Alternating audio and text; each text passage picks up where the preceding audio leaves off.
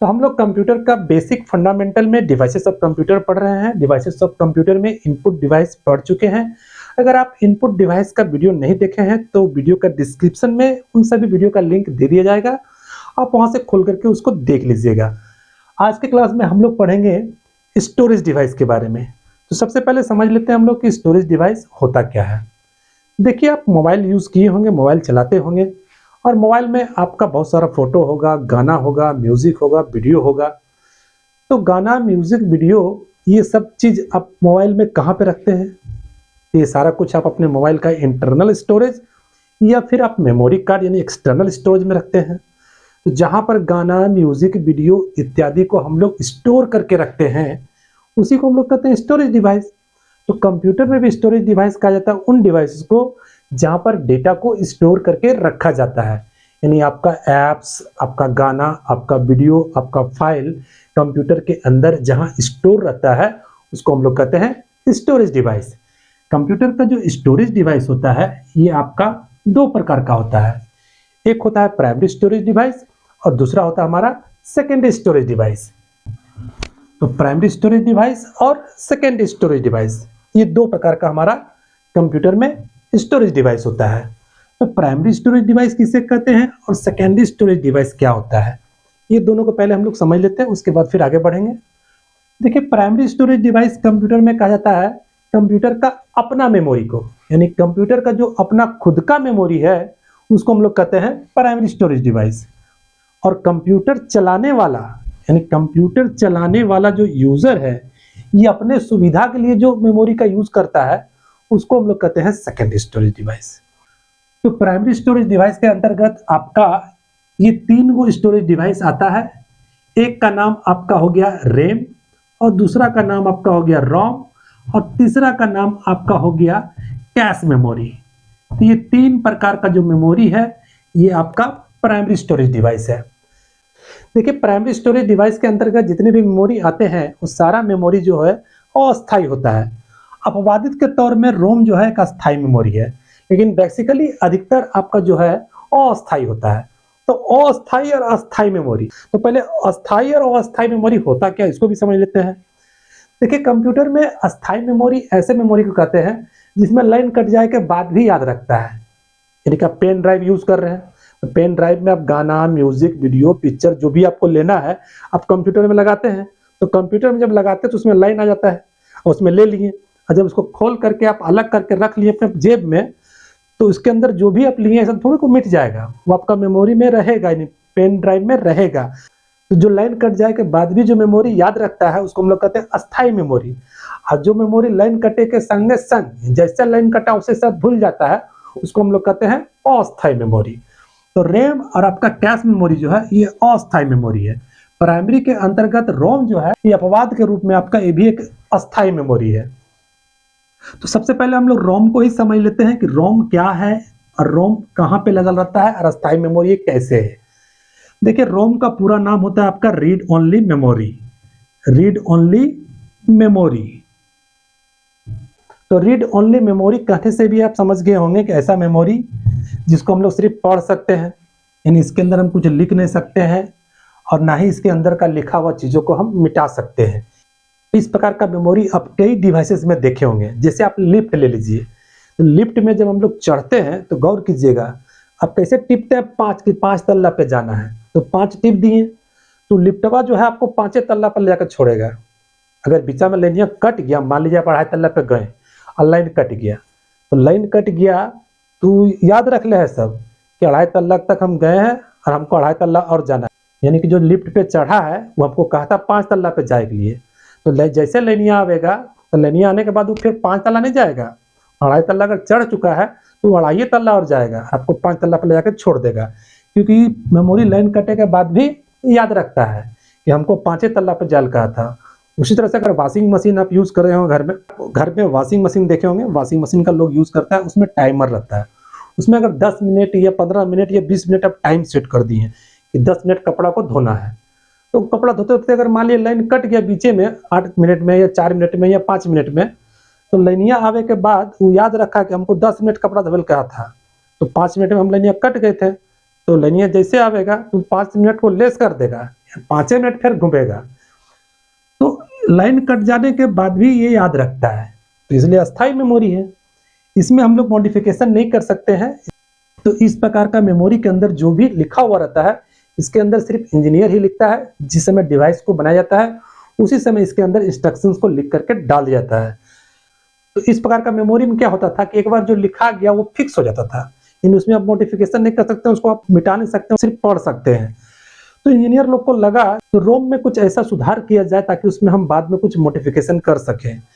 जैसे कि आप मोबाइल में देखते होंगे सैमसंग का या फिर नोकिया का, जब चालू करते हैं मोबाइलों को तो सैमसंग आपका लिखा करके आता है, कुछ आवाज़ आता है, या नोकिया लिखा करके आया, दो हाथा करके मिलता है, तो लिख करके एक बार डाल दिया। अब उसमें मॉडिफिकेशन करने का मान लीजिए उसको मन रहा है कि उसमें मॉडिफिकेशन करना है, तो मॉडिफिकेशन कैसे किया जाए, तो उसके लिए क्या किया, रोम को अलग अलग प्रकार का रोम बनाया गया। तो रोम आपको 4 प्रकार का होता है। एक का नाम होता है ई रोम, दूसरा का नाम होता है आपका पी रोम, और तीसरा का नाम होता है ईपी रोम, और चौथा का आपका हो जाता है ईईपी रोम। ई रोम का मतलब हुआ इरेजेबल रोम, मैंने ऐसा रोम जिसमें कि इरेज करके फिर से लिखा जा सके।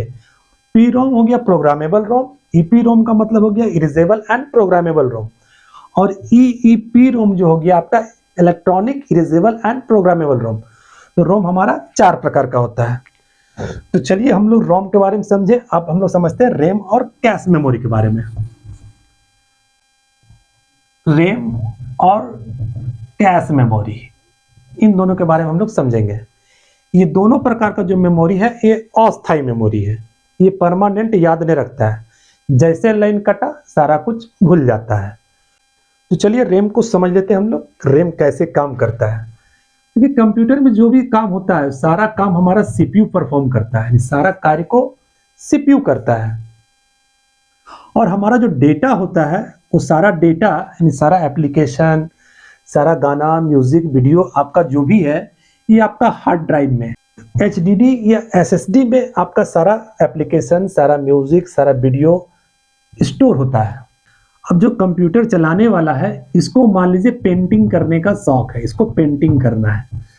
तो पेंटिंग करना है तो इसको पेंटिंग करने के लिए, चलाने वाला को पेंटिंग करने के लिए ब्रश चाहिए, पेंसिल चाहिए, कलर चाहिए, बहुत सा चीज को चाहिए, ये बार बार मांगेगा पेंट करने के लिए। तो सीपीयू बार बार यहाँ जाएगा और यहाँ से ब्रश लेकर के आएगा, फिर यहाँ से कलर लेकर के आएगा, फिर यहाँ से पेंसिल लेकर के आएगा। तो इतना दूरी अगर तय करते रहेगा बार बार, इसका जो कार्य करने का जो परफॉर्मेंस है ये आपका बिगड़ जाएगा, यानी कार्य जो है स्लो होगा। ऐसा कोई उपाय हो कि जब भी आपको ब्रश का, पेंसिल का, कलर का जो भी आवश्यकता पड़े तो तुरंत फटाफट निकाल करके आपको दे दे तो अच्छा रहेगा। तो बीचा में क्या करता है, एक ठो टेम्पोररी मेमोरी है, इसमें ला करके स्टोर कर लेता है।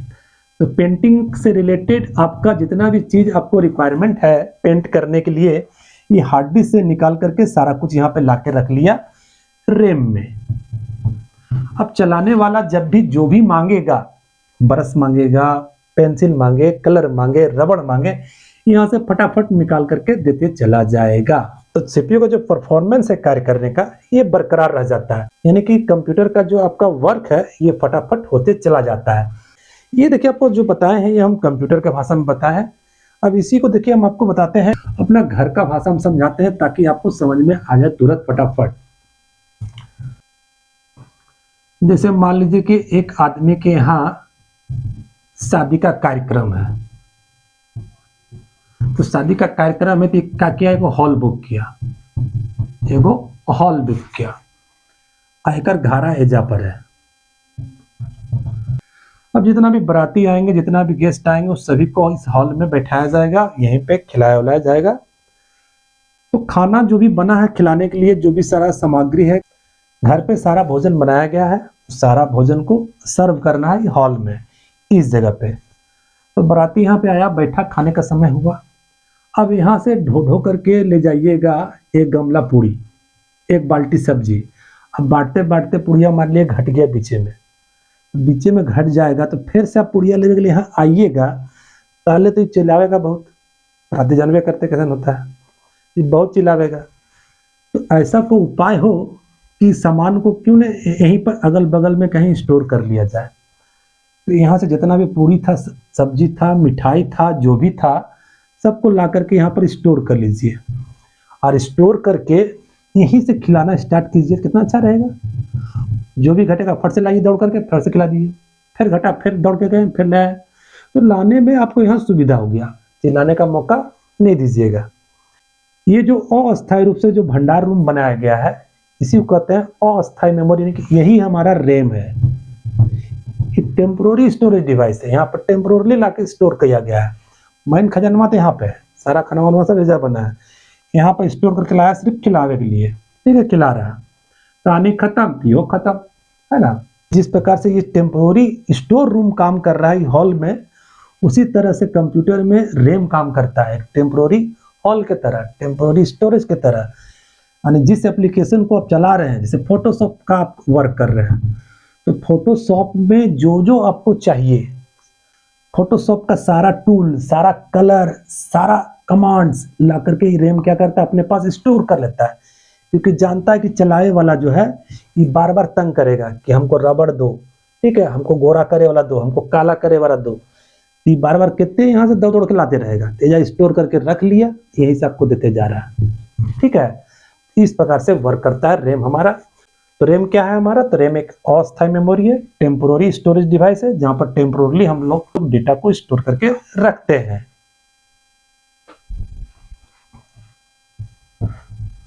तो चलिए हम लोग अब रैम और कैश मेमोरी को एक साथ में समझते हैं कि रैम और कैश मेमोरी कैसे वर्क करता है। तो इसको हम आपको एक एग्जांपल के साथ समझाते हैं। देखिए, हम लोग जब खाना खाते हैं तो खाना हम लोग थाली में खाते हैं। ऐसा नहीं कि जिस पात्र में खाना बनाया गया है उसी से निकाल के हम लोग खाते हैं, ऐसा तो हम लोग करते नहीं है। हम लोग एक थाली में खाते हैं। तो थाली में हम लोग खाना को परोसते हैं। खाना हमारा जो बनता है उसका पात्र खाना बनाने का अलग होता है। ये अलग अलग प्रकार का होता है, छोटा डेगची, बड़ा डेगची, आपका जो भी है। तो यहाँ पर आपका खाना बनाने वाला पात्र है, इसमें खाना आपका बना है, खाना बनाने का पात्र, इसमें आपका खाना बनाया गया है। और खाना को हम लोग खाते हैं थाली में।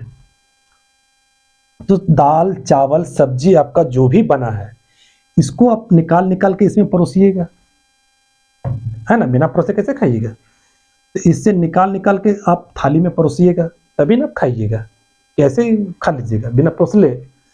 तो परोसने के लिए आपको कुछ चाहिए, परोसने के लिए आपको चम्मच चाहिए, क्योंकि चम्मच से अगर नहीं परोसिएगा तो गर्म रहेगा तो हाथ जल जाएगा।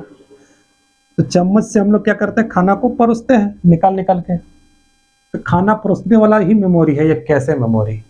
आपको जो चाहिए ये निकाल के देता है कौन, हमारा कैश मेमोरी, चम्मच। अब इससे देखिए यूट्यूब पर आप कुछ चीज़ सर्च करते हैं या गूगल पर मान लीजिए जब सर्च करते हैं, तो अभी दिसंबर का समय है, तो दिसंबर में हम लोग बेसिक सर्च क्या करते हैं कि आज का मौसम कैसा रहेगा, आज कितना डिग्री तापमान रहेगा, आज सूरज निकलेगा कि नहीं निकलेगा, यही सब सर्च करते हैं हम लोग। तो आज आप सर्च किए, कल जैसे आप लिखेगा आज का तापमान, समझेगा चोट्टा है, तो रोज तो यही सर्च करते रहता है आज का तापमान कितना है, आज कितना डिग्री सेल्सियस रहेगा। तो जैसे आज लिखेगा बाकी का सब अपने लिखा जाता है। तो ये जो टेम्पोरली जो हमारा कैश मेमोरी है, इसमें स्टोर हो जाता है कि आप जो भी बराबर रेगुलर सर्च कर रहे हैं तो ये अपने पास टेम्पोरली स्टोर कर लेता है। इसका साइज कम होता है, 2 MB, 4 MB, 6 MB, 8 MB इस तरह से होता है, लेकिन बहुत फास्ट मेमोरी है। कंप्यूटर में सबसे फास्ट मेमोरी हमारा जो है कैश मेमोरी है। ये टेम्पोरली आप जिस चीज़ को आप बार बार सर्च करते हैं उसको ये टेम्पोरली क्या करता है, अपने पास स्टोर कर लेता है। और आपको जैसे आप एक शब्द कहिएगा बाकी अपने निकाल के परोस देगा फट से। अरे इसको तो भात चाहिए, अरे इसको चावल चाहिए, एक डब्बू चावल तुरंत दे देगा। जैसे 2 कहिएगा समझेगा इसको दाल चाहिए, निकाल कर दाल दे देगा। ये परोसने वाला काम करता है। और रैम आपका जो हो गया ये हो गया थाली। अब देखिए रैम का साइज जितना बड़ा रहेगा उतना खाना आपका अटेगा। आप मान लीजिए आपको खाना है 6 डब्बू और थरीवा छोट है, एक में 2 डब्बू अटेगा, तो कैसे परोसिएगा, परोसिएगा तब बाहर गिर जाएगा। उसी तरह से कंप्यूटर में या मोबाइल में अगर आपका रैम 1 GB का है और एक आप परोस दिए ढेर मनी, यूट्यूब खोल दिए, व्हाट्सएप खोल दिए, फेसबुक खोल दिए, इंस्टाग्राम खोल दिए, गूगल पे खोल दिए, फोन पे खोल दिए। अब बेचारा का जगह हुआ उतना है ही नहीं, दुइये डब्बू का टेक आप 10 डब्बू परोस रहे हैं, तो आपका मोबाइल या कंप्यूटर क्या होगा, हैंग हो जाएगा, सीधी सी बात है। तो हैंग करे लगेगा। जितना बड़ा थरीवा रहेगा उतना अधिक आप परोस पाइएगा। तो थाली का साइज अगर आपका 8 GB का है तब आप परोसिए आराम से, जितना चीज़ खोलना है खोलिए, फोटोशॉप खोल लीजिए, टेली खोल लीजिए, माइक्रोसॉफ्ट वर्ड खोल लीजिए, एक्सेल खोल लीजिए, आपका कंप्यूटर हैंग नहीं करेगा। रैम एक थाली की तरह है, थाली जितना बड़ा रहेगा उतना अधिक आप एक बार में परोस सकते हैं, एक बार में आप खोल सकते हैं ऐप्स को। और थाली जितना छोट रहेगा उतना कम चीज हटेगा। अब परोसे के लिए हम लोग चम्मच का यूज करते हैं, तो चमचा हमारा हो गया फ्लैश मेमोरी। तो आज के क्लास में हम लोग प्राइमरी स्टोरेज डिवाइस के बारे में समझे। तो चलिए इसके अगले क्लास में हम लोग सेकेंडरी स्टोरेज डिवाइस के बारे में समझेंगे। तो अगर वीडियो आपको अच्छा लगा हो तो वीडियो को लाइक कर दीजिएगा, चैनल करिएगा सब्सक्राइब, ताकि आपको इसी प्रकार का वीडियो हमेशा देखने को मिलता रहे।